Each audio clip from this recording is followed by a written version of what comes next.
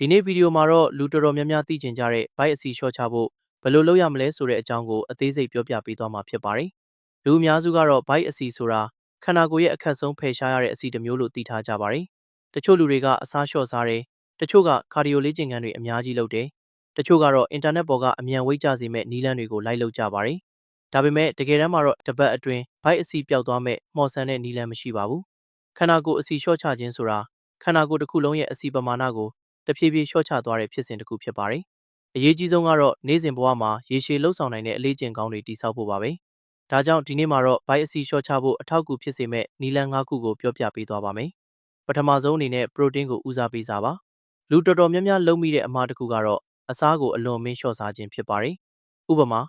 ထမင်းကိုလုံးဝဖြတ်လိုက်တာ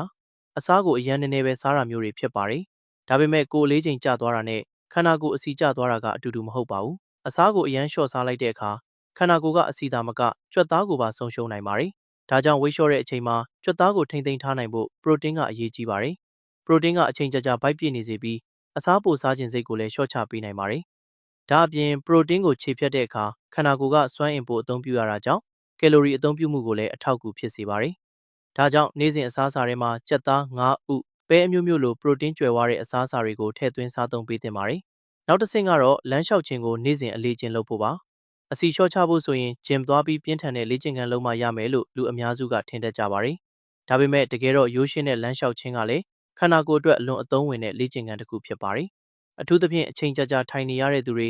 အလုပ်များပြီးဂျင်သွားဖို့အချိန်မရတဲ့သူတွေအတွက်လမ်းလျှောက်ခြင်းကအကောင်းဆုံးစတင်နိုင်တဲ့နည်းလမ်းတစ်ခုဖြစ်ပါတယ်။လမ်းလျှောက်ခြင်းကကယ်လိုရီအသုံးပြုမှုကိုတိုးစေပြီးသွေးလည်ပတ်မှုကောင်းစေကခန္ဓာကိုယ်ရဲ့ဇီဝဖြစ်စဉ်ကိုလည်းအထောက်အကူပြုပါတယ်။အစပိုင်းမှာတော့တစ်နေ့ကို9000ခြေလမ်းလောက်ကနေစတင်နိုင်ပါတယ်။နောက်ပိုင်းမှာကိုယ်အဆင်ပြေလာတဲ့အခါ8000ကနေ1000ခြေလမ်းအထိတဖြည်းဖြည်းတိုးသွားနိုင်ပါတယ်။အရေးကြီးတာကတနေ့တည်းနဲ့အများကြီးလုပ်ဖို့မဟုတ်ပါဘူး။နေ့တိုင်းဆက်လုပ်နိုင်တဲ့အလေးအကျင့်တစ်ခုဖြစ်လာဖို့ကပိုအရေးကြီးပါတယ်။အဆင့်3ကတော့ intermittent fasting ကိုမှန်ကန်စွာစတင်ပါ။ဝိတ်လျှော့တဲ့အခါဘာစားသလဲဆိုတာသာမကဘယ်အချိန်မှာစားသလဲဆိုတာလည်းအရေးကြီးပါတယ်။ intermittent fasting ဆိုတာအစာစားတဲ့အချိန်ကိုသတ်မှတ်ပြီးအစာမစားတဲ့အချိန်ကိုထားရှိတဲ့နည်းလမ်းတစ်ခုဖြစ်ပါတယ်။ဥပမာ12-12ဆိုရင်12နာရီအတွင်းစားပြီး12နာရီအစာရှောင်တဲ့ပုံစံဖြစ်ပါတယ်။အစာပြုသူတွေအတွက်တော့ချက်ချင်းအချိန်ကြာကြာအစာမစားဘဲစတင်တာထက်တဖြည်းဖြည်းလေ့ကျင့်သွားတာကပိုကောင်းပါတယ်။12-12ကနေစပြီးကိုယ်နဲ့အဆင်ပြေသလို14-10, 16-8စတဲ့ပုံစံတွေကိုပြောင်းနိုင်ပါတယ်။အစာရှောင်တဲ့အချိန်မှာအင်ဆူလင်ပမာဏလျော့နည်းလာပြီးခန္ဓာကိုယ်ကတိုးလောင်ထားတဲ့စွမ်းအင်ကိုအသုံးပြုဖို့ပိုလွယ်ကူလာနိုင်ပါတယ်။ဒါပေမဲ့လူတိုင်းအတွက်သင့်တော်မယ်လို့မဆိုနိုင်ပါဘူး။အထူးသဖြင့်ဆီးချိုယောဂရှိသူများဆေးတောက်နေရသူများကဆရာဝန်နဲ့တိုင်ပင်ပြီးမှလှုပ်ဆောင်သင့်ပါတယ်။အစဉ်လေးအနေနဲ့ကတော့အိပ်ရေးဝအောင်အိပ်ဖို့လိုအပ်ပါတယ်။ဝိတ်လျှော့ဖို့ကြိုးစားတဲ့အခါအစားအသောက်နဲ့လေ့ကျင့်ခန်းကိုပဲအာရုံစိုက်ပြီးအိပ်ရေးကိုလျစ်လျူရှုတတ်ကြပါတယ်။ဒါပေမဲ့အိပ်ဆက်ခြင်းကလည်းခန္ဓာကိုယ်အစီလျှော့ချရာမှာအရေးကြီးတဲ့အစိတ်ပိုင်းတစ်ခုဖြစ်ပါတယ်။အိပ်ရေးမဝတဲ့အခါဆာလောင်မှုကိုထိန်းချုပ်တဲ့ဟော်မုန်းတွေမညီမျှနိုင်တာကြောင့်အစားပိုစားခြင်းစိတ်ဖြစ်လာနိုင်ပါတယ်။ဒါကြောင့်ညတိုင်း9နာရီကနေ9နာရီအထိအိပ်ဆက်ပေးဖို့ကြိုးစားသင့်ပါတယ်။အိပ်ချိန်မှန်ခြင်းအိပ်ခန်းကိုတက်တောင့်တက်တာဖြစ်အောင်ပြုလုပ်ခြင်း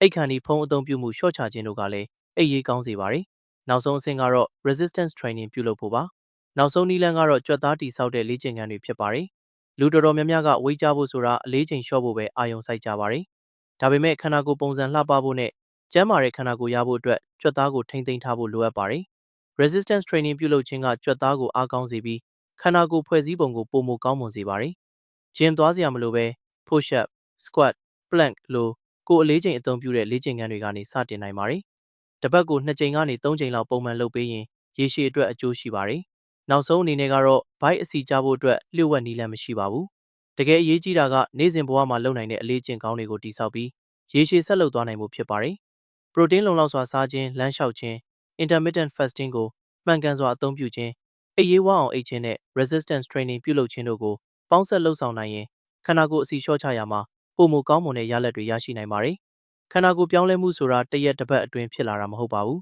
။ဒါပေမဲ့နေ့တိုင်းပြုလုပ်နေတဲ့သေးငယ်တဲ့အလေးကျင့်တွေကပဲအချိန်ကြာလာတဲ့အခါကြီးမားတဲ့ပြောင်းလဲမှုကိုဖြစ်စေပါတယ်။နောက်ထပ်ဗီဒီယိုမှာတော့လေ့ကျင့်ခန်းလုပ်ဖို့အချိန်မပေးနိုင်တဲ့သူတွေအတွက်ကျန်းမာရေးနဲ့ညီညွတ်တဲ့ OMAD diet ဆိုတဲ့တစ်နေ့ကိုတစ်နက်ပဲစားတဲ့ diet အကြောင်းကိုသေချာရှင်းပြပေးသွားပါမယ်။အချိန်ရရင်ဆက်လက်ကြည့်ပေးသွားပါဦးဗျ။